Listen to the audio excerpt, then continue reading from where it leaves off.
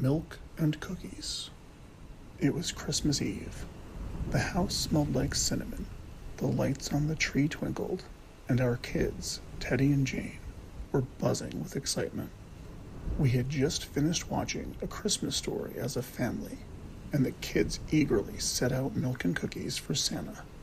Mary and I tucked them into bed and then settled down on the couch, wine glasses in our hands. Christmas music played softly in the background while we enjoyed the peace of the evening. After about 30 minutes, when we were sure the kids were asleep, we tiptoed to the tree to set out the gifts. The house felt cozy, perfect, and safe. We climbed into bed, the warmth of the blankets wrapping us up, but sleep wouldn't come right away.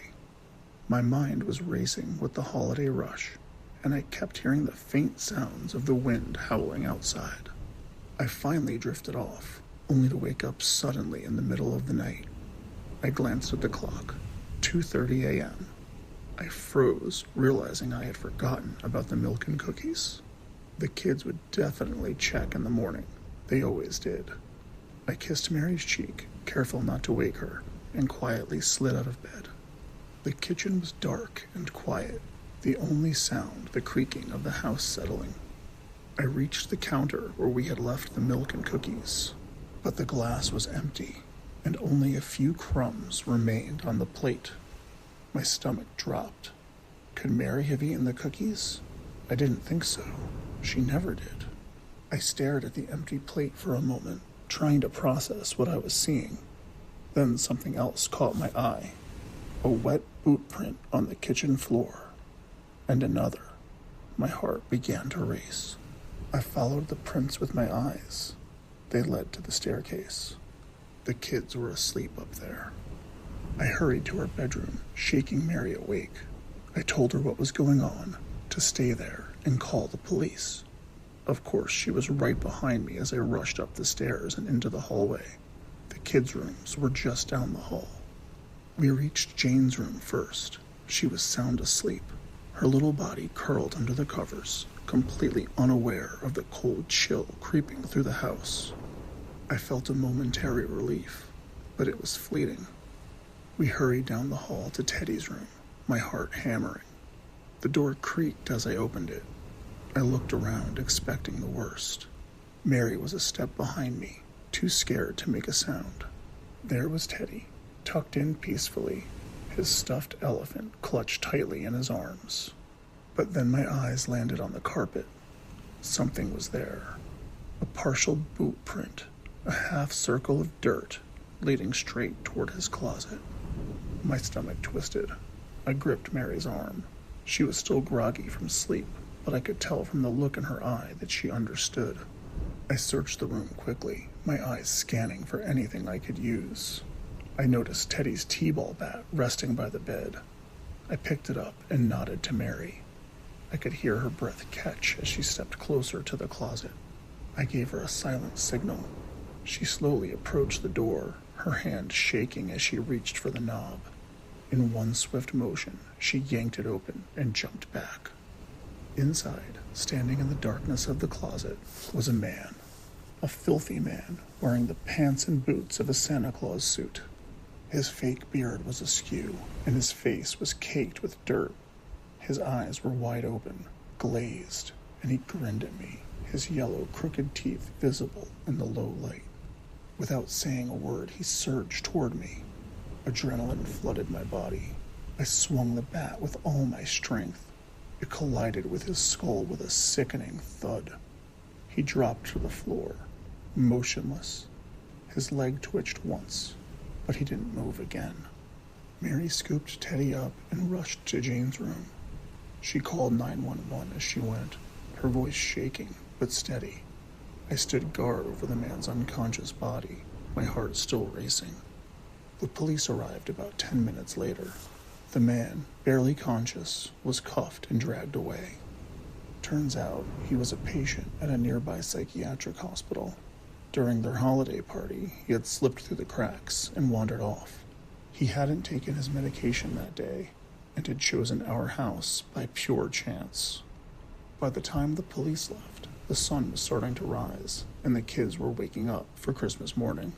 Mary and I were barely able to keep our eyes open as they tore into their presents, excitement filling the room. That afternoon, as I dozed on the couch, I heard Teddy talking to Jane in the next room. He was telling her all about how Santa had come into his room last night. Christmas caroling. It was supposed to be just a fun Christmas party. My aunt and uncle, Janice and Craig, lived in one of those fancy McMansions in a cookie-cutter neighborhood, the kind where everything looks perfect but feels kind of fake. The adults were upstairs sipping wine and nibbling hors d'oeuvres, while the kids were stuck downstairs in the basement, bored out of our minds. The basement was cozy enough, I guess, with a big TV and a couch, but after a few hours of watching random holiday specials, I started feeling restless. My cousins, Beth and Thomas, felt the same, so we decided to do something ridiculous to shake off the boredom. Caroling. We weren't good at it. We could barely remember the words to any carols, but we were teenagers and didn't care. The little kids, like my cousins Chrissy and Max, begged to come with us, but we told them to stay behind and play games. This was going to be a cool teenager thing. We set off into the neighborhood, giggling through Frosty the Snowman and Rudolph the Red-Nosed Reindeer at a couple of houses. But after a while, we were all pretty much over it. The whole caroling thing was lame. Let's do something more fun, Thomas suggested. Thomas's best friend Aaron, who lived down the street, smiled broadly. I have an idea, he said. Apparently, some kids at their school had started stealing Christmas decorations. It had become something of a contest, with all the kids trying to top each other by getting the biggest decoration they could. I was scared, but also, to be honest, a little excited. I was never really one to break any rules, so the thrill of the idea hit hard. We can't do it here, though, Thomas said. Everyone knows us. Everyone agreed, so we crept down the road, past all the big, pristine houses, toward the older part of town, where the houses were spaced farther apart and looked a little less cared for. It didn't feel great. The neighborhood was quieter, darker, but I didn't want to seem lame in front of the older cousins and their friends, so I kept my mouth shut.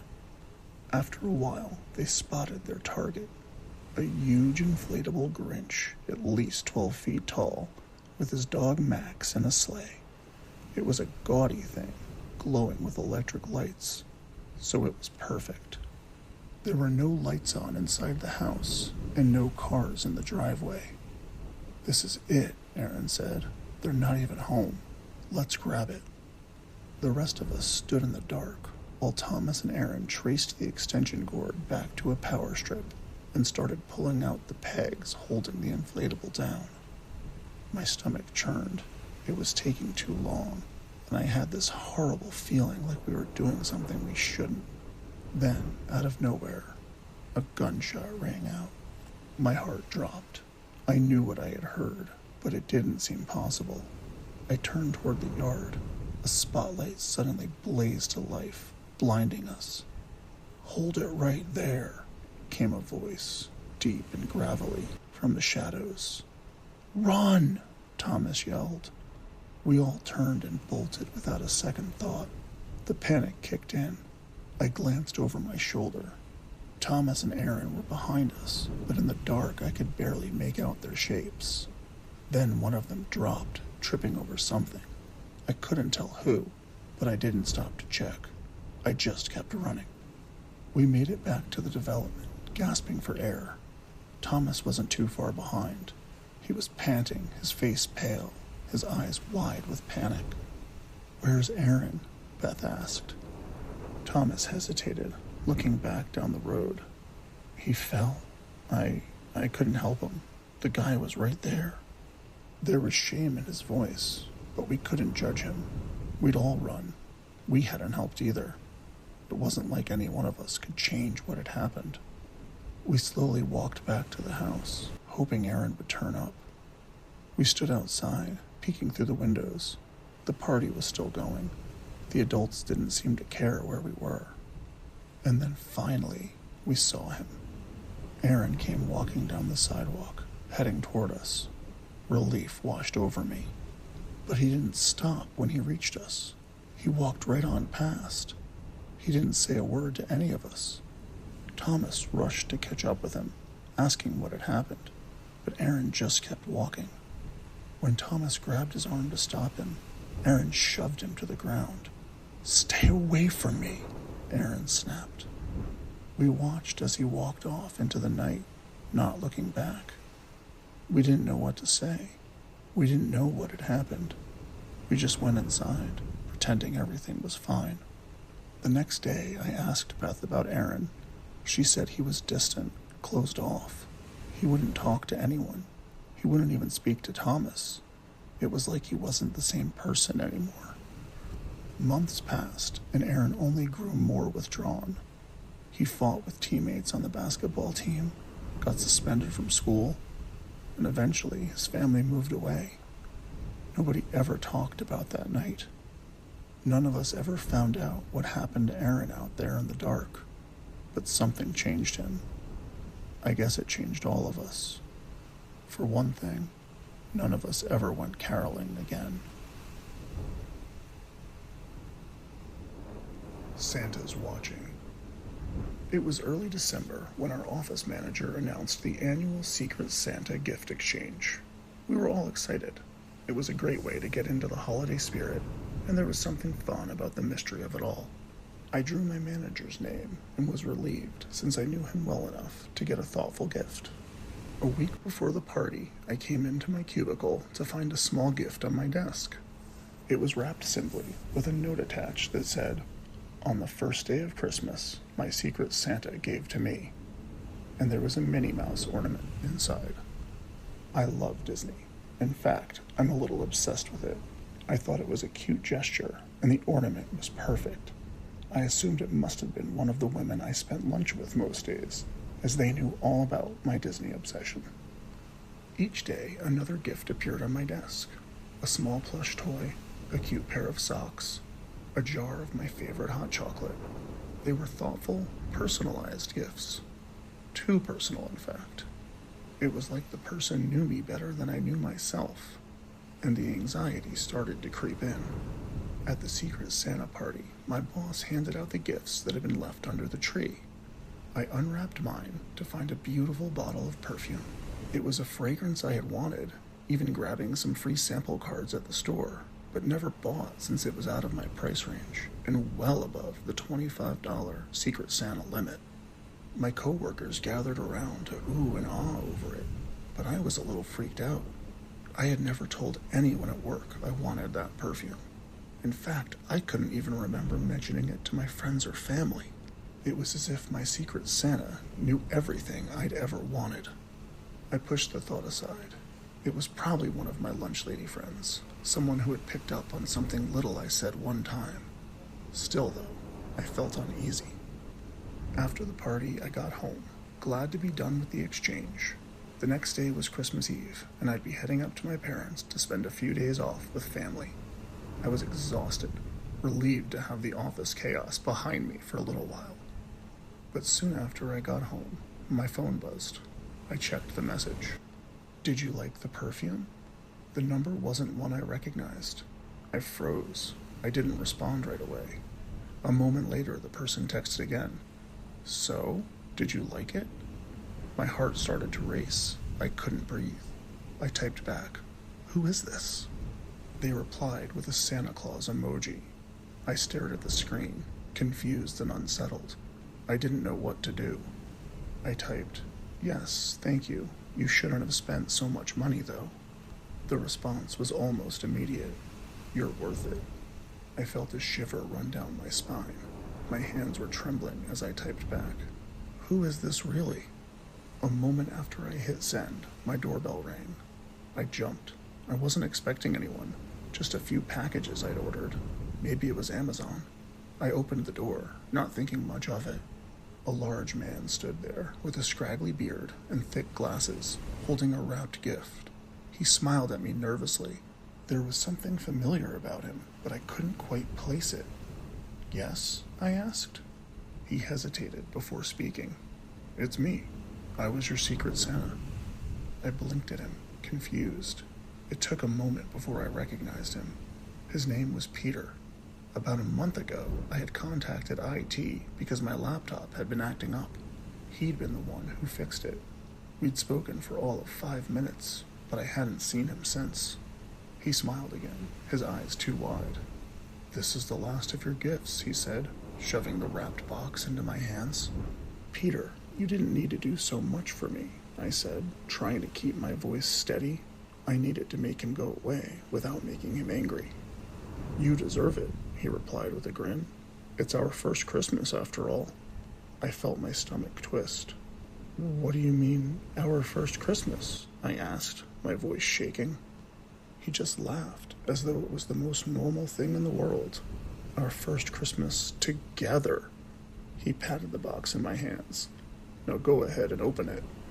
Before I could protest, he pushed past me into my apartment, his bulk filling the doorway. I really need to get going, I stammered. I'm about to go to my parents' house. You're not going to your parents tonight, he said, his tone matter of fact. You're gonna stay home, have a nice lazy night, maybe order a pizza. I felt the blood drain from my face.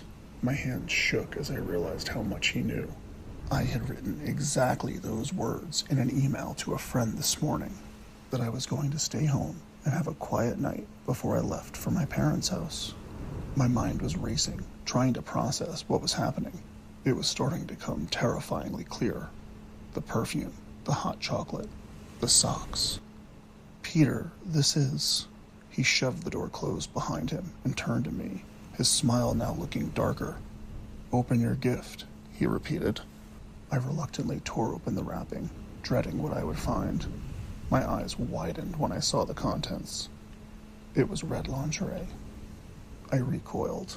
Peter, no, I said, trying to keep my voice steady despite the rising panic in my chest. This is too much. I can't. He put his finger to my lips and smiled in the creepiest way. Put it on, he said, his voice low and insistent. No, I said, backing away. I can't. His eyes narrowed as he grew agitated. I gave you everything you wanted. Now you can give me what I want. Put it on. I realized I had no other option but to play along. Oh, okay, I said, forcing a smile. I'll put it on. But maybe we can open a bottle of wine first. Have a nice evening together? He smiled, seemingly buying it. I went to the kitchen to pour 2 glasses of wine. As I handed him his glass, he tried to pull me close for a kiss. I managed to resist, though, using all the strength I had left. I want to change first, I said, trying to keep my voice calm. Let me freshen up for you. His eyes lit up. Okay, go ahead. As soon as I reached my bedroom, I locked the door behind me. My hands were shaking as I dialed 911. They assured me help was on the way, but as I waited, I heard Peter outside the door. Why is the door locked? He demanded. Open up. He started pounding on the door so hard I was sure it would break. Thank God my apartment was on the 1st floor. I opened the window and climbed out, running along the sidewalk to flag down the police as they arrived. Peter was still banging on my bedroom door when the officers went inside. They arrested him quickly. He insisted that I was his girlfriend, and we had just had a little argument. It all went back to him helping me with my laptop a month earlier.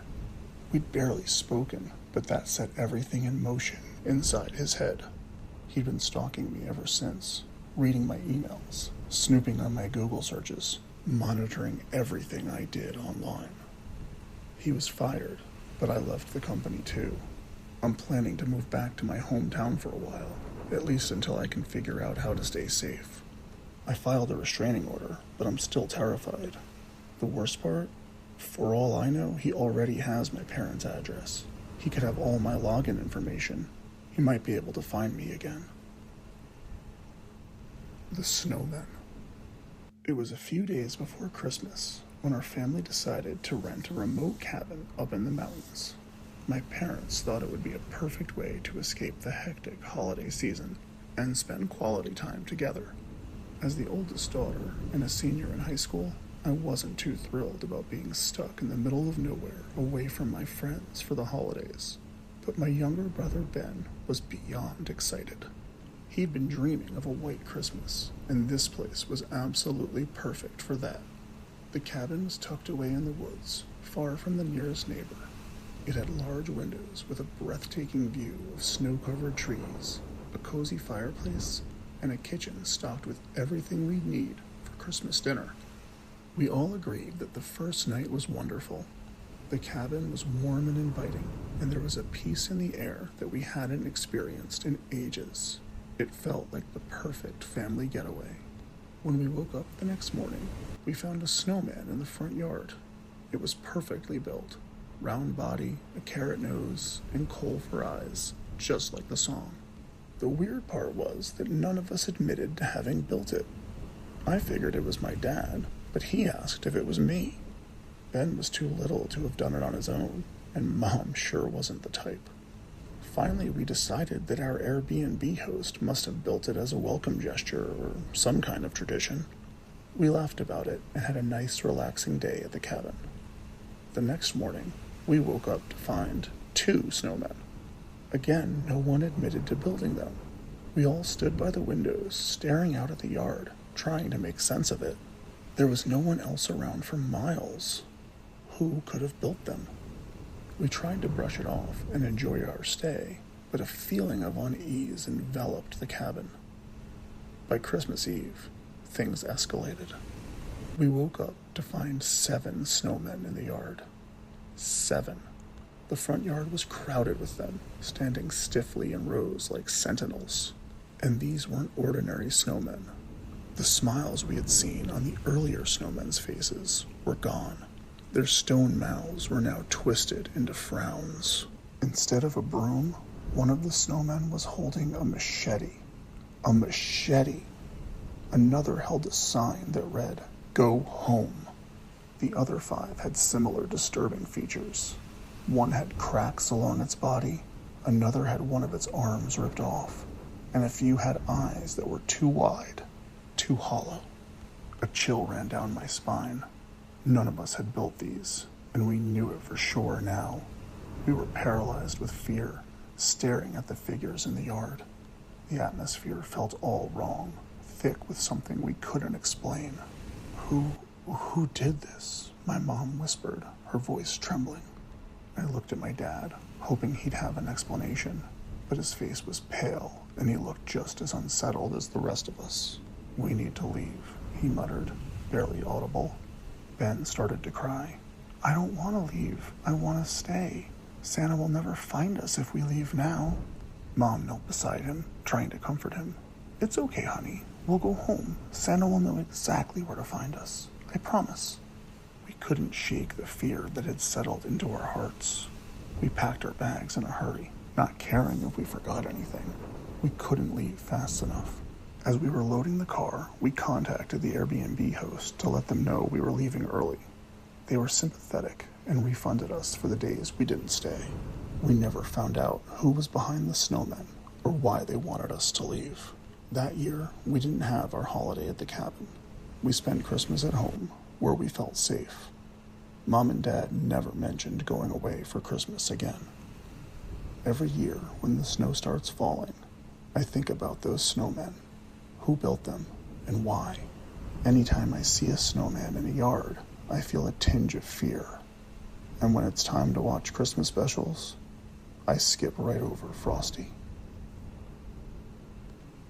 The Elf on the Shelf. It all started with an innocent, albeit annoying, Christmas tradition. The Elf on the Shelf. It was my mom's idea. She thought it would be a fun surprise for her grandkids.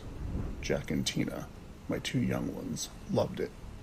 They named the elf Patches and couldn't wait to see where he'd be each morning, rushing around the house, wanting to be the first to find him. I didn't think much of it at first. After all, it was just an elf, something silly to keep them excited during the holiday season. as long as I remembered to move him before bed. But then things started happening. Little things. At first, I figured it was just the chaos of Christmas, the rushed mornings, the endless list of things to do. I'd wake up to find a door ajar, just a crack, like someone had been in the room during the night. I'd find items missing from the pantry, but I'd just chalk it up to forgetfulness. Maybe I was in a hurry, or maybe I just didn't remember where I put them. After all, it was the busiest time of the year. But one morning, a few weeks before Christmas, I woke up in a panic. I had completely forgotten to move Patches. If the kids came downstairs and saw him sitting on the mantel like the night before, I'd have some explaining to do.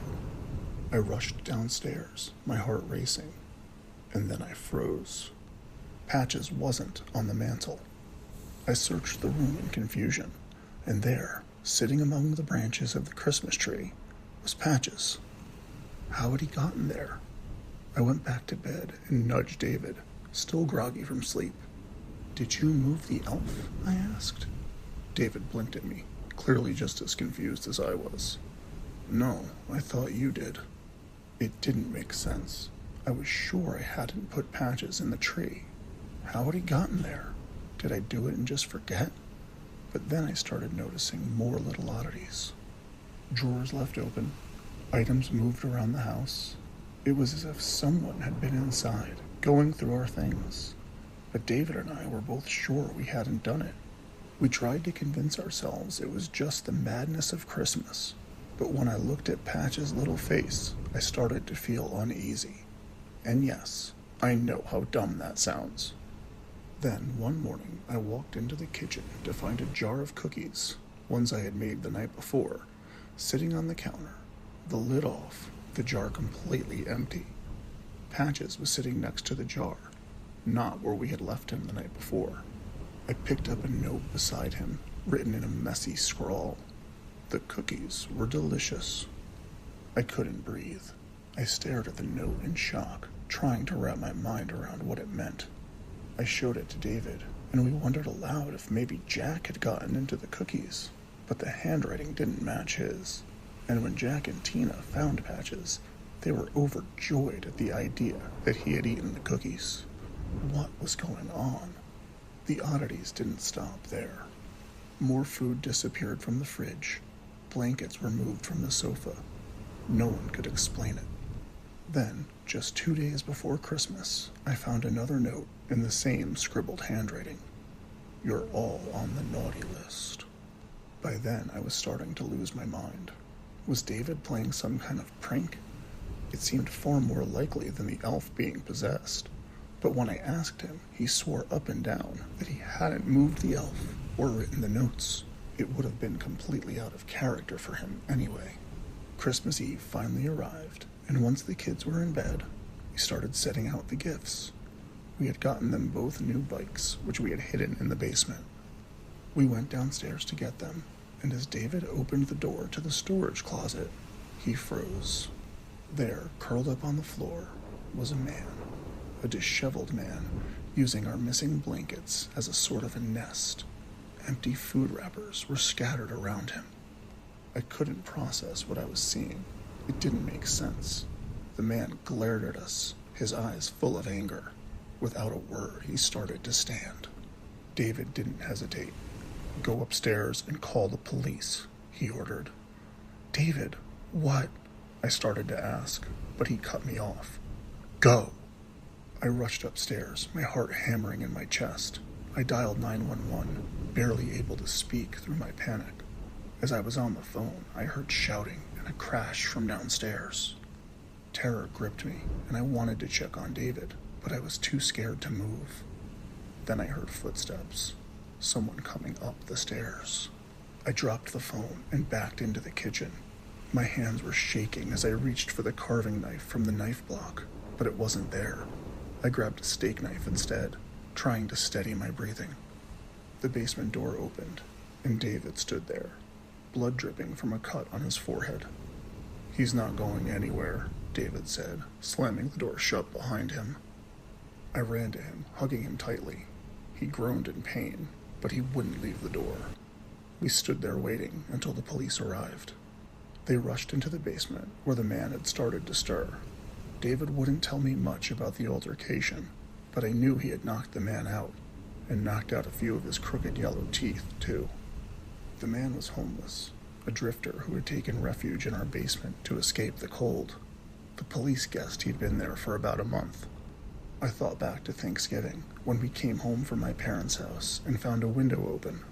We assumed we had left it open by mistake, but now I realized it must have been him. The police told us we were lucky to have found him when we did. He had been getting bolder, moving around the house, taunting us with his notes. They weren't sure what he was planning to do. It wasn't until much later that David told me the final piece of the story. That missing carving knife? The man had it in the storage room. He was reaching for it when David jumped on him, knocking him out cold and smashing his face into the concrete. The kids never woke up through it all, completely unaware of the danger we were all in. As for me, Christmas will never be the same. I can't help but wonder what would have happened if we hadn't discovered him when we did. And I don't know if I'll ever feel safe in my own home again. The decorations. My wife, Alice, and I had just moved into a new house in a quiet, picturesque little town at the start of autumn. The trees were beginning to turn gold and red, and there was a certain charm to the place. Our new neighbors were friendly. Everyone waved when we passed, and the small town vibe was a welcome change from the hustle and bustle of city life. As Christmas drew closer, we noticed the town starting to light up. Decorations began popping up everywhere. On lawns, in windows, along fences. The entire town seemed to glow with the holiday spirit. We didn't celebrate Christmas, but we still found the decorations charming. We never expected that to be an issue.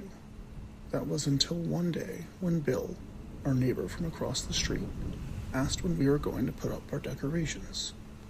"We're not," I said, offering a polite smile. "We don't celebrate Christmas." Bill went silent. I didn't know if it was awkwardness or something else, but he just stood there for a moment, looking almost scared. After a beat, he nodded stiffly and walked away. I didn't think much of it until a day later, when a few other neighbors stopped by. They smiled and asked if we could just put up a few lights at least. They'd heard from Bill that we weren't decorating, and they seemed almost worried. "It doesn't have to be much," they said. "Just some lights or some tinsel. You could just use what's left over from last year."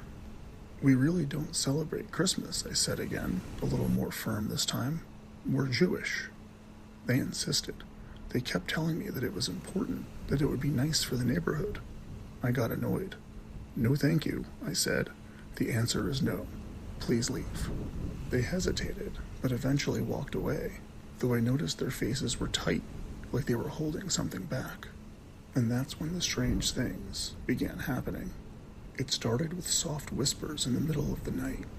At first I thought I was just hearing things, but Alice heard them too. We'd wake up to see dark figures outside the house, standing just at the edge of the yard. But every time I went out to check, they were gone. Nothing. No footprints. No signs they were ever there. I thought maybe the neighbors were playing pranks on us. Maybe they were angry because we refused to decorate, or maybe they were harassing us because of our religion. My wife wondered if maybe they were doing one of those neighborhood Christmas contests, and if we didn't decorate, it would ruin it for everyone. But they didn't mention that, and by then, I was so pissed that even if that was the case, too damn bad. After 3 nights of hearing strange movements outside, I finally called the police. The chief came himself, a kindly older man with gray hair and a calm demeanor. He listened as I explained the situation, then made a suggestion that made my blood boil. "Well, maybe you could just put out a few decorations," he said gently, "just to keep the peace. John next door said he'd help you out. He could put up the lights for you. Doesn't have to be much." I was outraged. Once the chief had left, Alice and I discussed going to the media. We were being harassed. It was borderline persecution, and I wasn't going to stand for it. On the morning of Christmas Eve, I woke up to find strands of Christmas lights scattered in the bushes in front of our house. I don't know who put them there. but the sight of them sent me into a fury. I went outside, ripped them all out, and threw them in the trash can. As I did, I noticed Bill standing across the street, watching. It wasn't just that they were rude about it, it was the audacity. That evening, we were about to sit down for dinner when I noticed movement outside. I glanced through the window. My blood ran cold. The dark figures were back, but this time there were more of them. A line of figures cloaked in dark robes stood in the yard. Their faces were obscured by hoods. I couldn't see them, but I knew they were staring at me. "Call the police," I shouted to Alice, but neither of our phones could get a signal. We'd been living in that house for 2 months, and that had never happened before. The figures slowly started moving closer to the house. The lights flickered, and for a moment everything grew dark. Without thinking, I ran into the kitchen, opened the trash can, and pulled out the Christmas lights I'd thrown away that morning. Alice's voice rang out, panicked as I approached the front door. "What are you doing?" I didn't answer. I opened the door and stepped onto the porch. Trying not to look at the figures growing ever closer in my yard, I plugged the lights into the outlet on the porch and scattered them throughout the bushes. I stood still, holding my breath. For a few long seconds, nothing happened. Then, slowly, the figures began to retreat. They moved backward, inch by inch, and then they just vanished into nothingness. They didn't turn and walk away. They just disappeared. Alice clutched my arm, and we both stood there, stunned. Neither of us said a word. I knew she had seen what I just saw. I closed the door quietly, locking it behind us. We sat huddled on the couch, both of us having lost our appetite. Days passed without further incident, and we began to feel like maybe we were finally safe. On New Year's Day, I saw our neighbor John outside, taking down his Christmas decorations. "Good morning," I said awkwardly. "Morning," John replied, folding an inflatable Santa into a box. "It's safe to take him down now." I stared at him. I wanted to ask him what the hell that was all about, who or what those figures were, but I couldn't. Something about it had unsettled me so much that asking felt wrong. So I said nothing.